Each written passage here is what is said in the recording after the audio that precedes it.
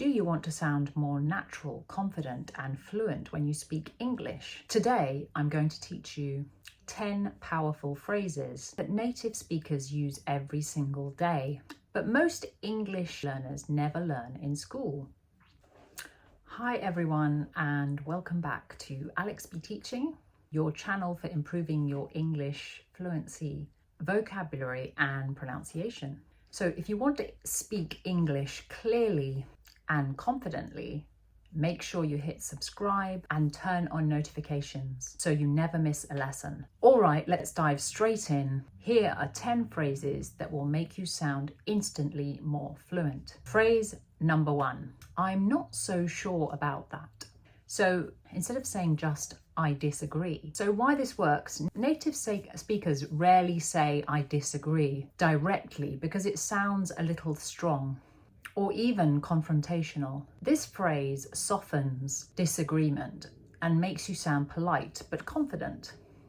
So an example could be your friend, I think working 70 hours a week is the key to success. And you could say, I'm not so sure about that. I think balance is important. Another example could be in a meeting. I believe this marketing strategy will work perfectly. You can say, I'm not so sure about that. Maybe we should test it first. So a fluency tip, tone is everything. Say it calmly with a slight pause.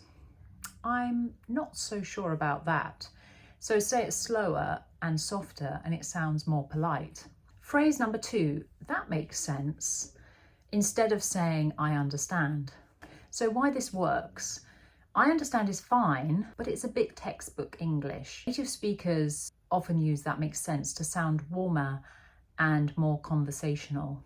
Use it when someone explains something logically and you want to acknowledge their point.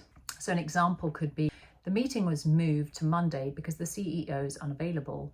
So you could say, that makes sense. A friend could say, the restaurant's closed today because of a private event. And you could reply, okay, that makes sense. Let's go somewhere else. A pro tip could be, you can make it even more natural by adding emphasis. Oh, that makes sense. When something becomes clear. Phrase number 3, I get what you mean, instead of I know. Why this works, saying I know can sometimes sound a bit dismissive, as if you're shutting down the conversation. I get what you mean sounds more empathetic and shows you're actively listening. So an example could be, I'm nervous about my job interview. And you could say, yeah, I get what you mean. I felt the same way last month. Or a colleague could say, working from home can feel isolating sometimes. You could say, I get what you mean. I miss the office chats too. Fluency tip could be, you can shorten it to sound more natural. So you can just say, I get it. And that sounds very natural in fast speech. Phrase number 4, I haven't thought about it in that way. Instead of saying, I didn't know. So why this works? This phrase makes you sound more open-minded and curious instead of simply uninformed. So it's great for discussions, brainstorming, and showing interest. So an example could be, your colleague could say, we should focus on TikTok marketing instead of Facebook. And you could say, I haven't thought about it that way. It could actually work. A friend could say, did you know that exercise improves memory? You could say, really? I haven't thought about it that way. So a pro tip, you can make it even warmer by adding, wow, I haven't thought about it that way before. That's really interesting. Phrase number 5. Let's agree to disagree instead of arguing. So why this works, native speakers often want to avoid direct conflict. This phrase politely ends an argument without sounding rude. An example could be, a friend could say, pineapple absolutely belongs on pizza. And you could say, let's agree to disagree. Let's agree to disagree. A colleague could say, remote work kills productivity.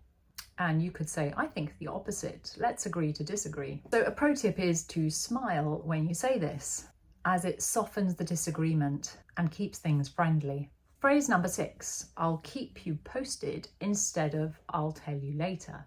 Why this works, it sounds very natural and commonly used in business, work, and personal conversations. So it just means I'll update you when I have more information. A colleague could say, any updates on the project? And you could say, not yet, but I'll keep you posted. A friend could say, do you know if we're going to the concert? And you could say, I'm checking with Sarah now, I'll keep you posted. A variation could be, I'll let you know.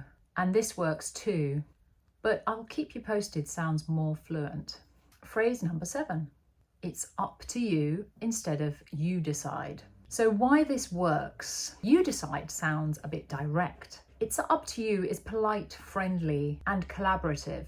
Examples could be, a friend could say, should we go for sushi or pizza? And you could say, it's up to you. I'm happy with either. A colleague could say, do you want the meeting in person or online? And you could say, it's up to you, whatever works best. A pro tip for a softer tone, you could add, totally up to you. Very common in casual speech. Phrase number 8, I can't make it instead of I can't come. Why this works? Native speakers rarely say I can't come. When declining, I can't make it sounds more natural and polite. So examples could be, your friend could say, are you coming to the barbecue on Saturday? And you could say, oh, sorry, I can't make it, but have fun. A colleague could say, can you join the meeting tomorrow morning? And you could say, I'd love to, but I can't make it. I've got another call. A pro tip is you can make it sound a bit softer by adding, I won't be able to make it this time. It sounds apologetic and polite. Phrase number 9 is saying, I'd rather not say, instead of refusing bluntly. So why this works? Sometimes people ask personal or sensitive questions. Instead of shutting them down, this phrase sounds more polite and confident.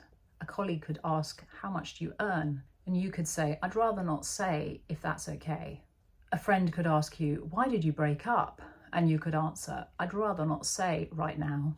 A fluency tip is to use a gentler tone, so it keeps things friendly and avoids awkwardness. Phrase number 10, I'm not really into it, instead of saying I don't like it. Why this works? Saying I don't like it can sound too negative. I'm not really into it can be a softer, friendlier, and more natural. Examples could be, your friend says, do you like horror movies? And you could say, well, I'm not really into them. I prefer comedies. A colleague could say, do you like team building activities? You could answer, honestly, I'm not really into them, but I'll join if needed. A variation is you can also say, it's not my cup of tea. This is very British and conversational. So we've learnt 10 phrases that will instantly make you sound more fluent and natural in English. Let's quickly review them. I'm not so sure about that, instead of I disagree. That makes sense, instead of I don't understand. I get what you mean, instead of I know. I haven't thought about it that way, instead of I don't know. Let's agree to disagree, instead of arguing. I'll keep you posted, instead of I'll tell you later. It's up to you, instead of you decide. I can't make it, instead of I can't come. I'd rather not say, instead of refusing bluntly. And I'm not really into it, instead of I don't like it. Now I want to hear from you. Which of these phrases will you start using today? Tell me in the comments below, and if you've enjoyed this lesson, make sure to like, subscribe, and share this video with a friend who's learning English. Thanks for watching, and I'll see you in the next lesson.